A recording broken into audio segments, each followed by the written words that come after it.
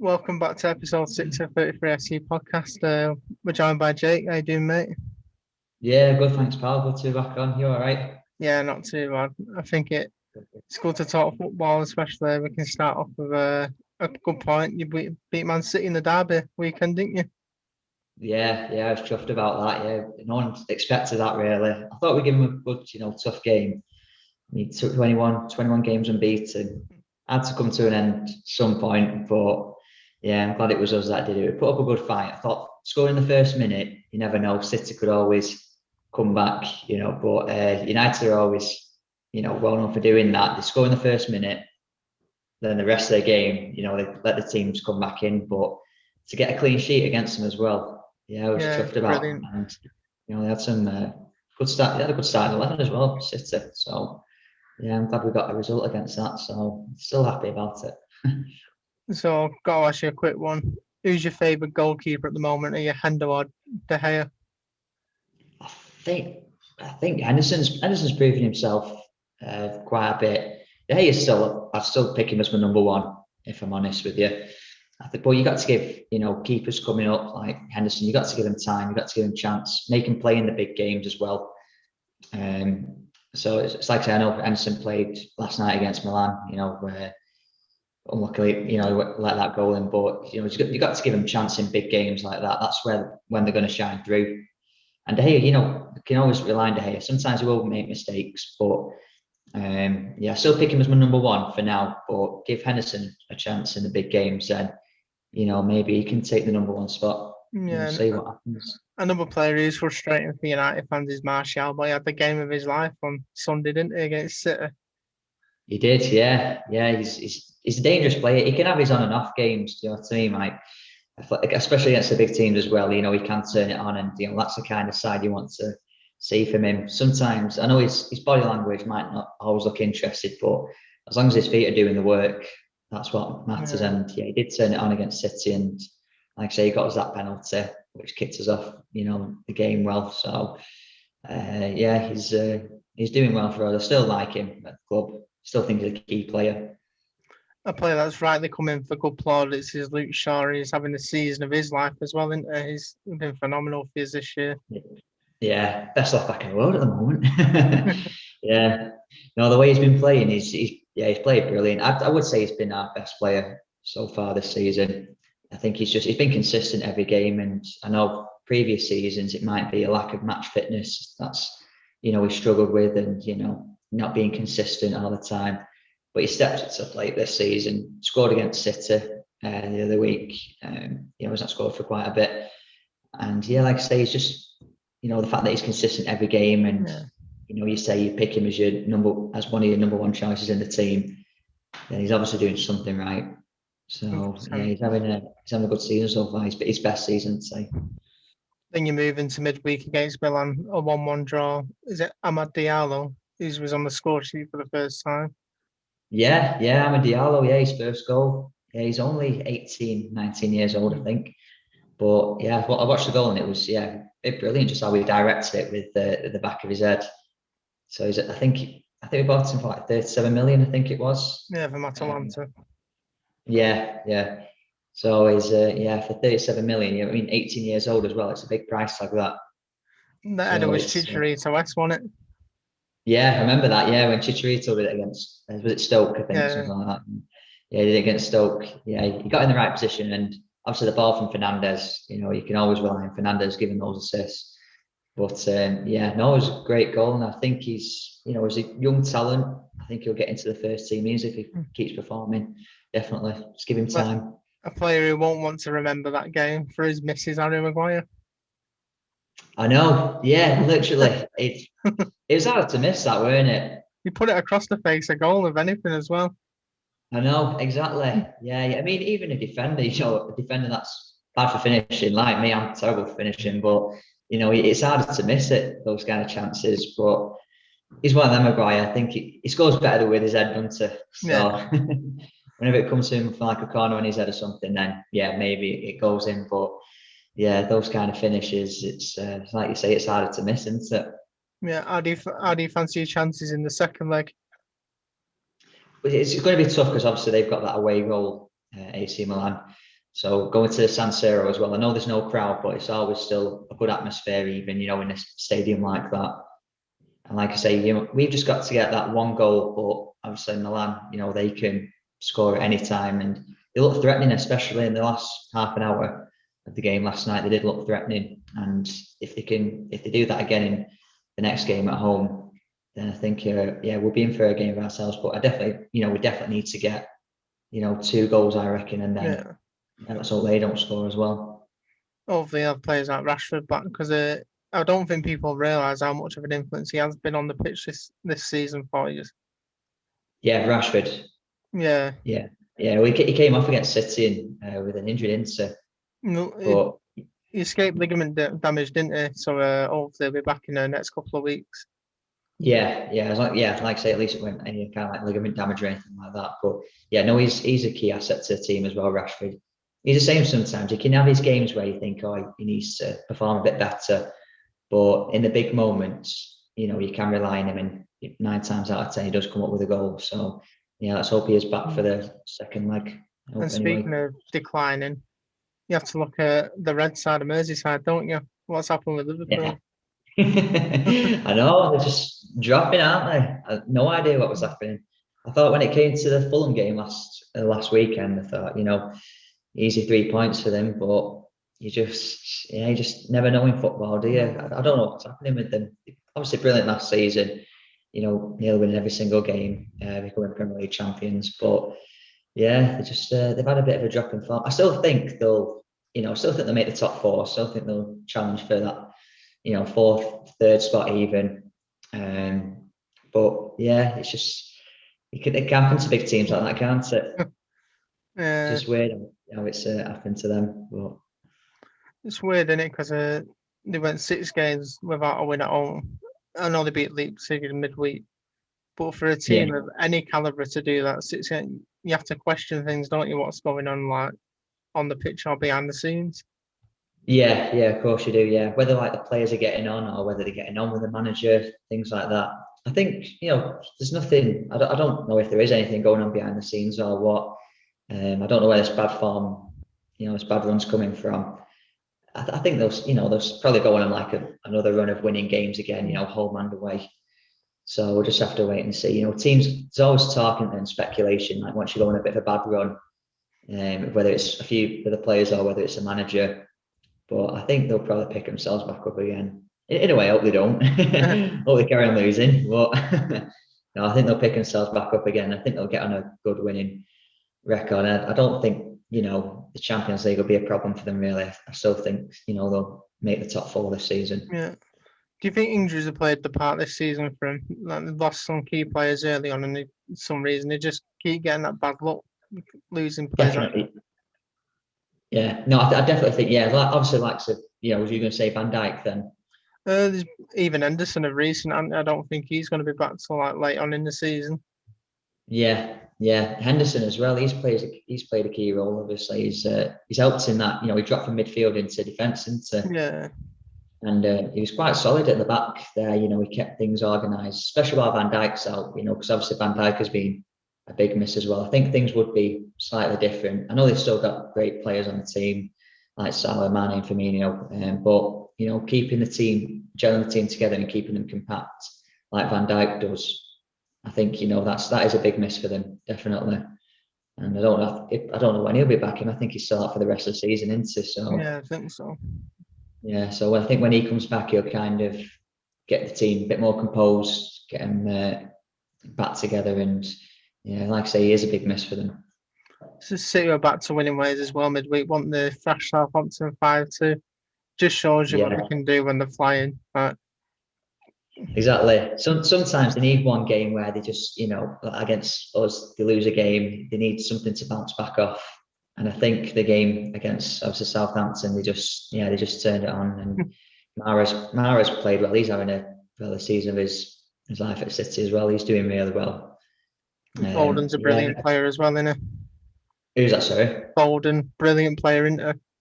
Yeah, Foden's doing really well. Yeah. He's another one who's, I think he's got plenty. Obviously, everyone can see he's got plenty of potential, and he's breaking into the first team now already. He's like one of them you can't leave out really in the big games. Even when he comes on as a sub, he still makes a good impact.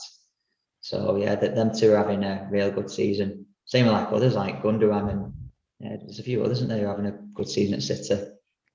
But I think just need that one game to probably bounce back off, and then they probably carry on winning another 10 games or however many's left really. Yeah, do you think the title's done for, and do you think it's City's? Yeah, I think so. Yeah, I definitely think so. To go 20, 21 games unbeaten, even though they lost over last weekend, I think still I don't know 13, 14 points clear still, aren't they? Yeah, something like that. Yeah, so I think it's definitely is theirs to lose now. I think they're too good to let it slip. With us United, we could come close getting the points, but I think I definitely do think they'll be quite far ahead, really. Do you see potential like in the coming seasons for you to challenge for the title? Yeah, definitely. Yeah, with the squad we've got now, we might need to add, one or two new additions to the team. Maybe. I'm not too sure in what areas. I know, like I say, I mean, watching the game yesterday, even though we conceded a goal, we defended quite well, and we did it against City as well. So that kind of defence is all right. And I think the midfield is okay. Like I say, it might just be need one or two additions added to the club. But no, I think definitely next season I think we can challenge for the title, definitely. Because I think hopefully, I want to get second spot this season. But I definitely do think next season we can challenge for the title. Solskjaer gets everyone together again.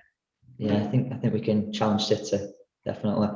Question for you: do you think Solskjaer's been discredited for the job he's done? Because some people still want him out now, don't they? Yeah, that's with every manager. I always think you need to give him time. You know what I mean? Solskjaer, I know he's not really managed at big clubs, obviously, before United. This is obviously the biggest challenge he's had. But with every manager, you always need to give him time, I think. So I'd like to keep hold of him. Obviously, there was, before he came in, there was other managers I'd like at United, or, big names.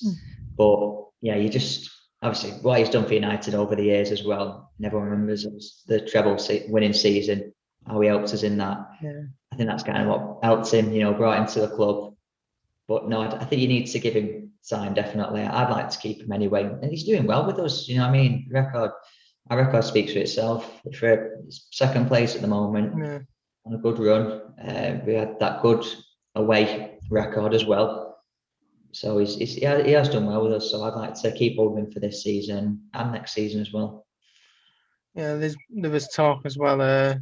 You brought in Darren Fletcher, I think it is, as your technical director, isn't it? Yeah, he's our technical director. Yeah, Darren Fletcher. And that's a good move. I think it's a good move. Yeah, another guy who's experienced. He knows the club through and through.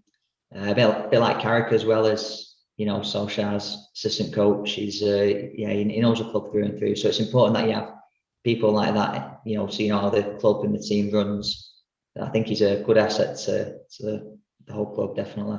I think what people forget about this when they moan about decisions like these, they know the winning mentality of United. They know that they're supposed to be challenging for leagues year in, year out. They're not used to this dip without the trophies. Yeah, exactly. No, that's true. That if you bring someone in, like I say, who's used to the United way, attacking football, challenging for titles, all the trophies going, then they bring that into the club, and I think it inspires the younger players as well, definitely, because obviously you get like foreign players obviously coming in. They'll know obviously about United, but they won't know as much as the previous players, what they've been through and what the kind of, you could say, United way is about, really. So I think it does have a big influence on the young players, and obviously the rest of the players in the squad, definitely.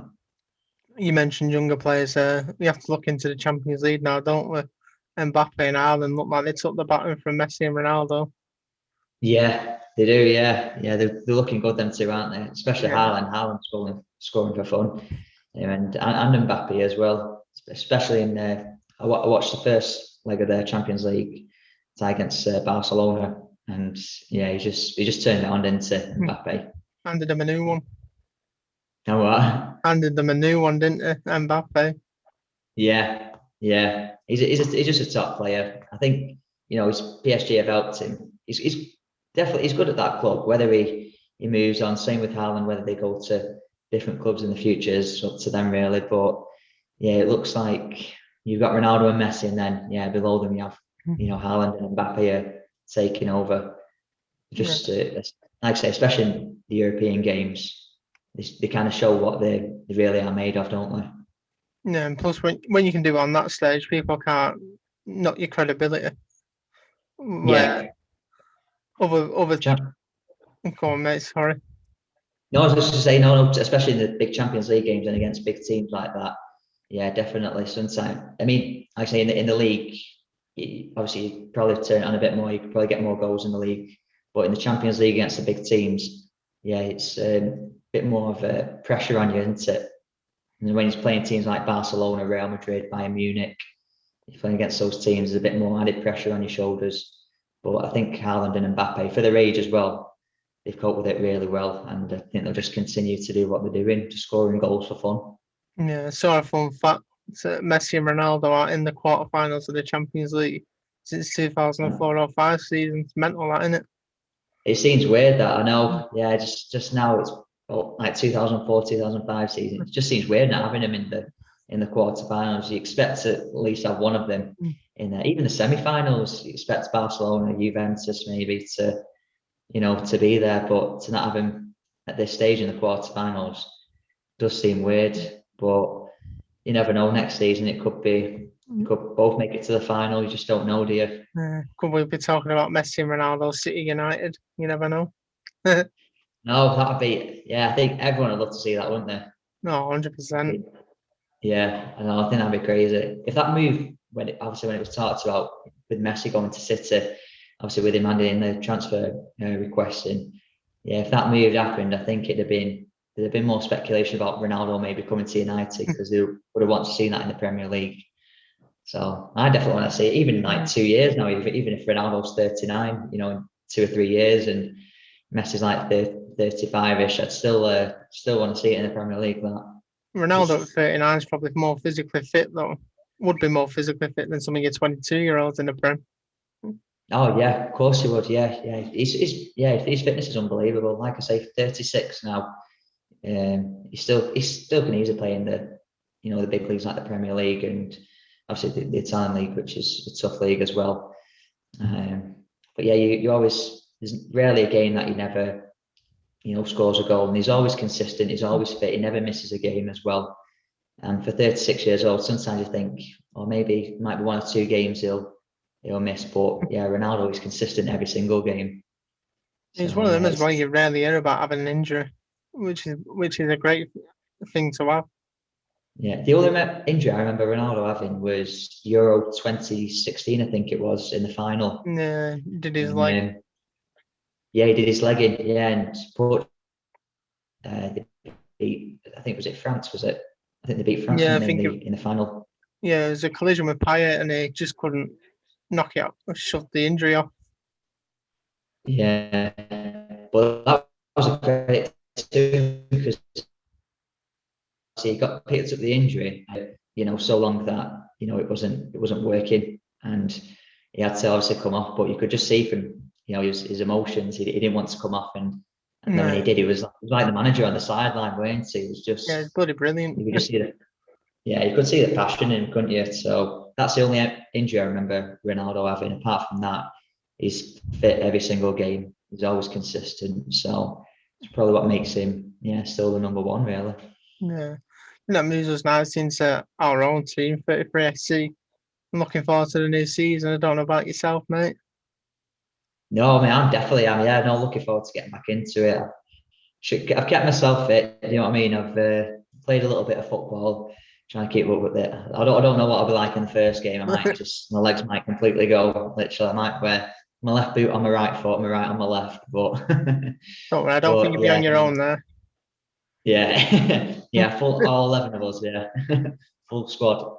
But no, I'm looking forward to it, mate. Getting back into training, getting back with the lads as well, having a good laugh, and I think we'll have a strong season this season because obviously last season was all getting to know each other. playing. We didn't know about the teams as well that we were playing. What's happened to you? I think like our first kind of like proper season where we all know each other, get promotion.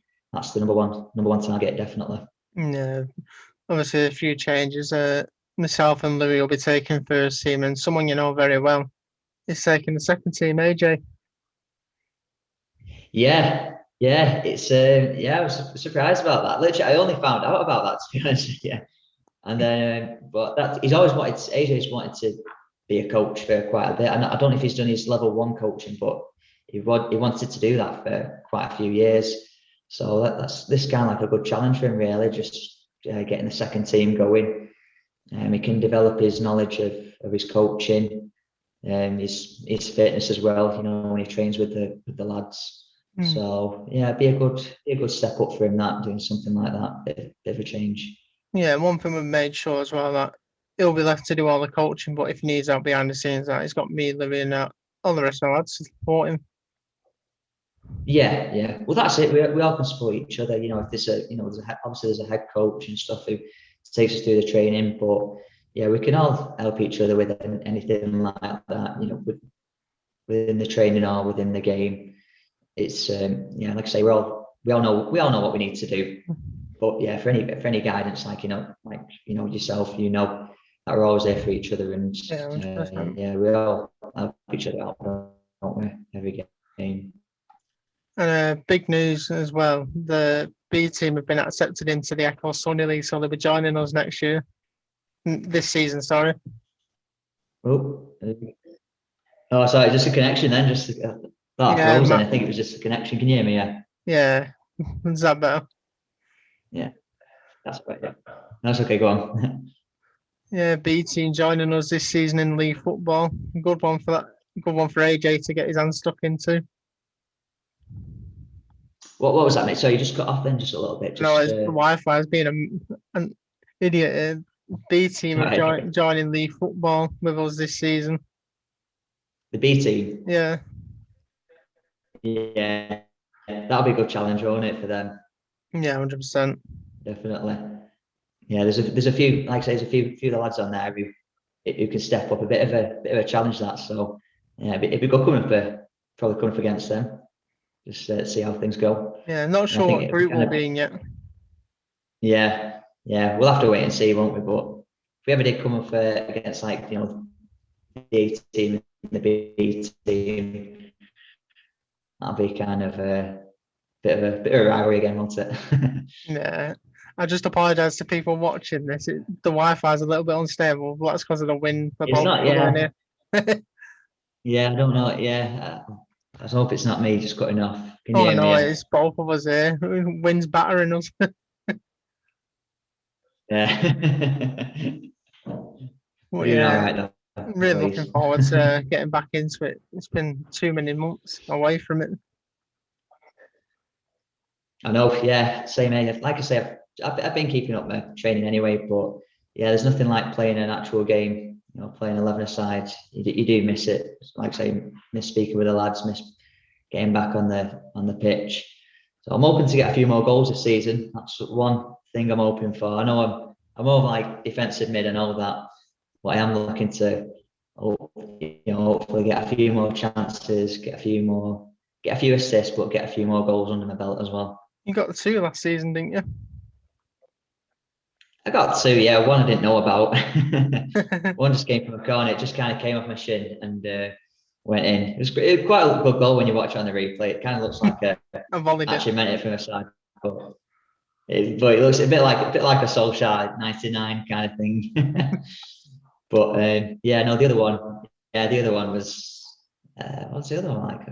That was. That was it. Yeah, I remember the other one. It was just more of like Erling Vale. Yeah, it was. Yeah, Erling Vale. Yeah, I was scoring that goal. But yeah, like I say, hopefully get a few more goals under my belt. I'll be 5. So yeah, well, this brings us to the end of the episode. It's been brilliant having Jake on again. And say massive thank you for coming on. I've enjoyed it, mate. Yeah, anytime, and looking forward to getting back into playing footy again. And Definitely. thank you guys for watching and being a part of it.